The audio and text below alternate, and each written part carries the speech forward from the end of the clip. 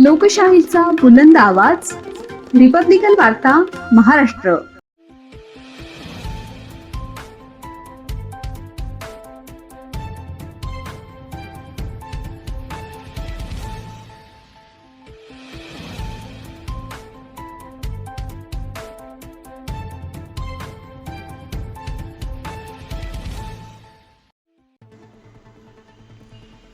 जेतवन धम्मसंस्कार केंद्र तेलवाडी येथे आषाढी पौर्णिमा उत्साहात साजरी. रमाई महिला मंडळ, अहिल्यानगर, इंगोले व पंडित परिवाराने केले फळदान व अल्पोपहार. बातमी पैठण इथून. याबद्दल सविस्तर बातमी अशी आहे की दिनांक 29 बुधवार रोजी जेतवन धम्मसंस्कार केंद्र तेलवाडीचे उपाध्यक्ष डॉक्टर पंडित किलारीकर सर्जन यांच्या मार्गदर्शनाखाली तसेच कार्यवाहक अरुणदादा बल्लाळ आणि जेतवनची संपूर्ण टीम यांच्या नेतृत्वाने जेतवन धम्मसंस्कार केंद्र येथे आषाढी पौर्णिमा उत्साहात साजरी झाली. सर्वप्रथम प्रतिमा पूजन रमाई महिला मंडळ, अहिल्यानगर व इंगोले परिवार पैठण यांनी केले. कार्यक्रमाप्रसंगी दिलीप ससाणे व अनिल बल्लाळ मुंगी यांनी संपूर्ण बुद्धवंदना घेऊन पौर्णिमेचे महत्त्वाबाबत विचार मांडले. उपाध्यक्ष डॉक्टर पंडित किलारीकर सर्जन यांनी आपल्या प्रभावी संभाषणात मत मांडल्यानंतर नीट पेपर लीक संदर्भात आंदोलनात जे आत्महत्या व बळी गेलेले अशांना 2 मिनिट उभे राहून उपासक व उपासिकांसमवेत भावपूर्ण श्रद्धांजली वाहिली. जेतवनमधील सदस्य संदीप दाभाडे यास नव्याने नोकरी मिळाली, त्याचे अभिनंदन करण्यात आले. तसेच आशा वर्कर सुशीला हिवाळे यांनी एका महिलेला साप चावला असताना त्वरित दवाखान्यात घेऊन जाऊन तिचे प्राण वाचवल्याने तिचा सत्कार करण्यात आला. कार्यवाहक अरुणदादा बल्लाळ यांनी सिद्धार्थ गौतमने पराकष्ट घेऊन 35व्या वर्षी बुद्ध प्राप्त करून घेतले. तसे डॉक्टर बाबासाहेब आंबेडकरांनी 35 वर्ष परमकष्ट घेऊन सर्व धर्माचा अभ्यास करून जगातील श्रेष्ठ धर्म आपणास 14 ऑक्टोबर 56 दिला. त्याचे अनुकरण करून आपण आपली व देशाची प्रगती करावी. आधुनिक बुद्ध डॉक्टर बाबासाहेब आंबेडकर बुद्ध आणि त्यांचा धम्म या आपल्या अनमोल ग्रंथाच्या परिचय भागात 4 आर्य सत्याच्या दुःखमुक्तीच्या मार्गाविषयी 2 प्रश्न असतील 3 मुद्दे उपस्थित करून अभ्यासकांची डोकेदुखी नाहीसे करतात. तेव्हा प्रत्येक अभ्यासकांनी आपली डोकेदुखी बाबासाहेबांनी कशी नाहीशी केली ती समजून घेणे अतिशय महत्त्वाचे आहे. याबाबत सविस्तर मार्गदर्शन करून सर्व उपस्थित उपासक उपासिका यांना पौर्णिमेच्या मनपूर्वक हार्दिक शुभेच्छा दिल्या.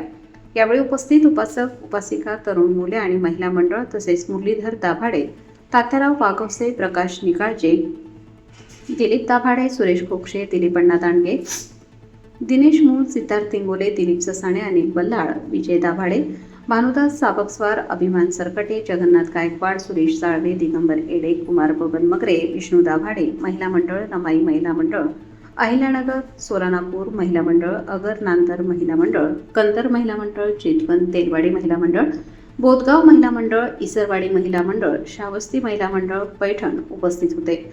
रमाई महिला मंडळ, अहिल्यानगर व इंगोले परिवार पैठण यांनी केले व फळदान व अल्पोपहार दिल्याबद्दल कार्यक्रमाची सांगता धम्मपाल गाथेने करण्यात आली. त्याच्यानंतर तिला आधी धीर दिला की तू घाबरू नको, तुझ्या मागे मी उभा आहे. आणि तिला गर्दी हटून पर साप बघितला, फोटो पाहिला. मला माहिती आहे घोणस नावाचा साप, साहेबांना पण माहिती आहे का त्याने वाचत नाही माणूस, पण ते पाहिल्यावर पण तिला धीर दिला. अर्जंट ॲम्ब्युलन्स बोलवली. अर्जंट बोलायच्या नंतर ताबडतोब सकाळी 6:45 लगेच आर्यसला पाचला गेला, तिथे इलाज केला. राग होतं लवकर काम नाही झालं, पण शांतता मध्येच क्रांती घडवून आलेली असते. बाबासाहेबांनी शांततेतून आपल्याला क्रांती दिली.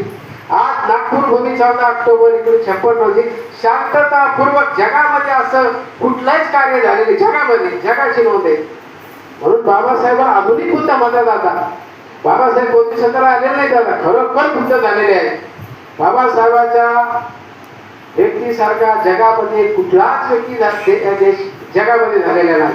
अनेक पदव्या, अनेक 54 विषयाचे ज्ञान आहे बाबासाहेब. 54 विषय, प्रत्येक क्षेत्रामध्ये विषय, कुठला विषय घ्या बाबासाहेब एका मिनिटात त्याचं उत्तर. कोणता प्रश्न विचारला बाबासाहेब एका सेकंदात त्याचं उत्तर.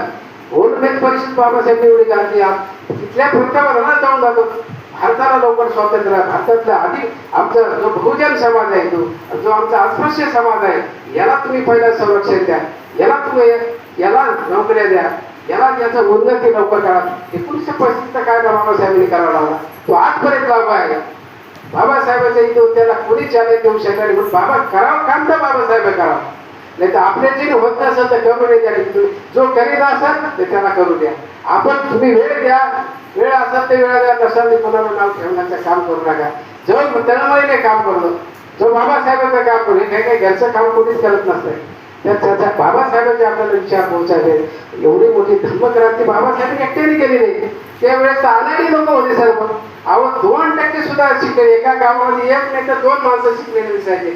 एखादा पत्र तरी आलं तर ते पत्र जो गुरुजी असतो किंवा पोस्ट मास्टर असतो त्यालाच वाचायला. मी लहानपणी बघितलंय. मी दुसरीला होतो, मला सुद्धा पत्र वाचले. मला ते समजत नव्हते अक्षर.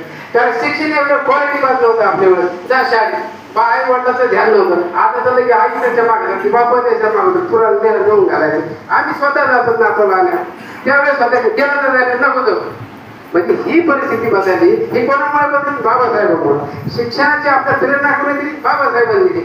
शिक्षण सर्वात महत्वाचं साधन आहे आपलं. ज्याने ज्याने शिक्षण बहुमत म्हणजे बाबा शिक्षण हे वाघिणीचं दूध आहे. जो शिक्षण घेतो गुरुकुल्याशिवाय राहणार नाही. ज्याचे विचार चांगले. रिपब्लिकन वार्ता महाराष्ट्र न्यूजसाठी पैठण प्रतिनिधी राहुल गिरे, Chhatrapati Sambhajinagar. Subscribe now and press the bell icon. Never miss an update.